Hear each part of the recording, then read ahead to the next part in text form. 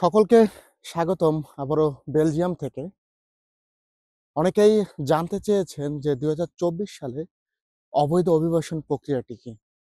আসলে এই বছর অবৈধ অভিবাসন চালু আছে কিনা বা কিভাবে অ্যাজাইলাম পাওয়া যেতে পারে বা কারা এই অ্যাজাইলাম সিক করতে পারে? তো আসুন এই ভিডিওতে আমি আপনাদের সাথে সেই সব বিষয়গুলো তুলে ধরছি যে আসলে কিভাবে আপনি এখানে অ্যাজাইলাম পেতে পারেন বা আপনি অবৈধভাবে বেলজিয়ামে আসলে পুলিশ ধরলে কি হতে পারে বা আপনার অন্য দেশের টিআরসি কার্ড আছে সেটা নিয়ে আসলে বেলজিয়ামে জব করা যায় কিনা? ECRE European Commission on refugee and exiles এই রিপোর্ট অনুসারে ২০২৪ সালে বেলজিয়ামের অবৈধ অভিবাসন বেশ কঠোর হয়েছে। এখন এরা ২টি ক্যাটাগরিতে আসলে আপনাকে বৈধতা দিচ্ছে। প্রথমটা হচ্ছে মানবিক দিক আর দ্বিতীয়টা হচ্ছে চিকিৎসা ব্যবস্থা। তো চিকিৎসা ব্যবস্থাটা আগে বলি। ধরুন আপনি অবৈধভাবে বেলজিয়ামে এসেছেন। এখন আপনার দেশে ফিরে যাওয়ার মতো অবস্থা নাই। আপনি শারীরিকভাবে অসুস্থ বা আপনি যে রোগে আক্রান্ত হয়েছেন বা তার সঠিক চিকিৎসা বা সুস্থ চিকিৎসাটাও নেই দেশে। সেক্ষেত্রে বেলজিক সরকার আপনাকে একটা টেম্পোরারি রেসিডেন্স কার্ড দিবে। দ্যাট মিনস আপনার সুস্থ হওয়া পর্যন্ত একটা বৈধ কার্ড দিবে এবং তারপরে এটা মেজার করা হবে যে আসলে আপনার রোগের মাত্রাটা কতটুকু বা আপনাকে পরবর্তীতে আরো কতদিন এখানে রাখা যেতে পারে।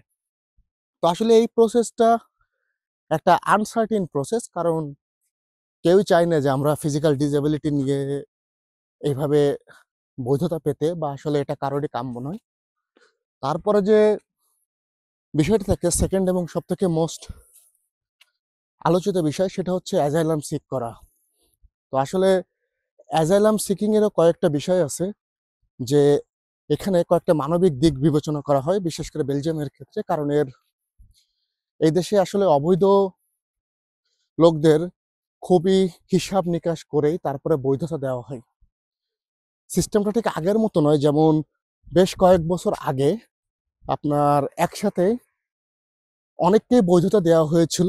সেটা আরো আজ থেকে ১৫ বছর আগে তখনই চালু হয়েছিল এবং তারপরে এটা আবার বন্ধ হয়ে যায়।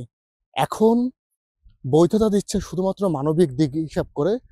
যেমন যদি ধরুন যে যুদ্ধ-বিধ্বস্ত যে দেশগুলা বা যেসব দেশে আসলে পলিটিক্যাল সমস্যা রয়েছে সেই সব দেশে। তো আসলে যুদ্ধ-বিধ্বস্ত দেশ বলতে আমরা সিরিয়া, আফগানিস্তান, ফিলিস্তিন এই দেশগুলোর কথা বোঝাচ্ছি। কারণ এই দেশের ইতিমধ্যে অসংখ্য অবৈধ অভিবাসন প্রার্থী যারা ইতিমধ্যে বৈধ হয়েছেন। আমি ব্যক্তিগতভাবে অনেক আফগানিকেই চিনি যারা এখানে এসেছে ১৬ মাস ১৮ মাস আগেই। এর মধ্যে তারা বেলজিয়ামের বৈধতা পেয়েছে, কারণ এটা আসলে ইউরোপিয়ান পার্লামেন্টের ল বা বেলজিয়ামের রুলস অনুসারে তারা এই বৈধতা এখানে সিক করতে পারে। কিন্তু আমরা যদি এশিয়ার দেশগুলো থেকে আসি, আসলে এশিয়ান দেশগুলোতে এখন ওইরকম কোনো যুদ্ধর পরিস্থিতি তৈরি হয় নাই বা কোনো পলিটিক্যাল সমস্যা এখনো নাই। সো সেক্ষেত্রে আমাদের এখানে বৈধতা সিক করা বেশ চ্যালেঞ্জিং, মানে না পাওয়ার সম্ভাবনাটা খুব বেশি। দ্বিতীয় যে প্রবলেমটা হয় সেটা হচ্ছে যে বৈধতা সিকিং এর জন্য আমরা যে অবৈধভাবে বেলজিয়ামে আসবো, আসার পরে কিন্তু এটা কোনো অন্যান্য জায়গার মতো ফ্লেক্সিবল না। যদি পুলিশ ধরে তাহলে কিন্তু বড় বিপদ। যেমন বেলজিয়ান পুলিশের একটা ডিপার্টমেন্টই আছে যারা স্পেশাল সিকিউরিটি ফোর্স। কিছুদিন আগে যেমন আপনার ব্রাসেলস এয়ারপোর্ট এবং ব্রাসেলস মিডি এই স্টপেজে আপনার এই ট্রেন স্টেশনে কিন্তু একই সাথে রেড দেয়। এদের কাজ হচ্ছে অবৈধ অভিবাসনদেরকে ধরা এবং ধরে তারপরে ১ম এরা ডিটেনশন সেন্টারে নিয়ে যায় এবং সেখান থেকে যাবতীয় প্রসেস বা প্রক্রিয়া শেষ করে দেশে পাঠানোর ব্যবস্থা হয়।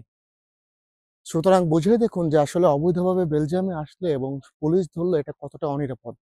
আর অবৈধভাবে কাজের প্রশ্ন তো এখানে আসেই না। কারণ যেখানে থাকাটাই চ্যালেঞ্জিং, সেখানে কেউ আপনাকে এখানে কাজ দিবে না। ৩ নম্বর বিষয়টা থাকে টিআরসি কার্ড নিয়ে।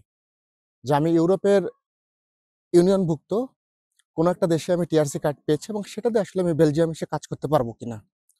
তো এখানে আসলে সিস্টেমটা হচ্ছে সারা ইউরোপিয়ান ইউনিয়নের একই সিস্টেম, যে আপনি যে দেশের টিআরসি কার্ড হোল্ড করবেন আপনাকে সেই দেশেই কাজ করতে হবে।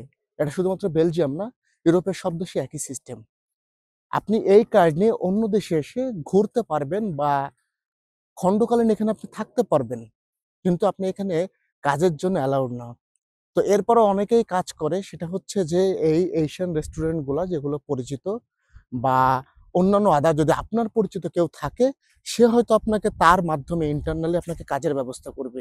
কিন্তু অন্য দেশের টিআরসি কার্ড নিয়ে আপনি এই দেশে বিশেষ করে বেলজিক রেস্টুরেন্ট বা বেলজিক যে প্রতিষ্ঠানগুলো আছে এগুলোতে কাজ করতে পারবেন না। এরা আপনাকে কন্ট্রাক্ট দিবে না। এটার বাইরে যখন আপনার পিআর হয়ে যাবে, পিআরের সিস্টেমটা হচ্ছে ইউরোপিয়ান ল অনুসারে যে আপনি এক দেশের নাগরিকত্ব পেলে আপনি ইউরোপের অন্য যেকোনো দেশে যেয়ে আপনি থাকতে পারবেন স্থায়ীভাবে এবং আপনি স্থায়ীভাবে সেখানে যেয়ে জব খুঁজতে পারবেন এবং জব করতে পারবেন।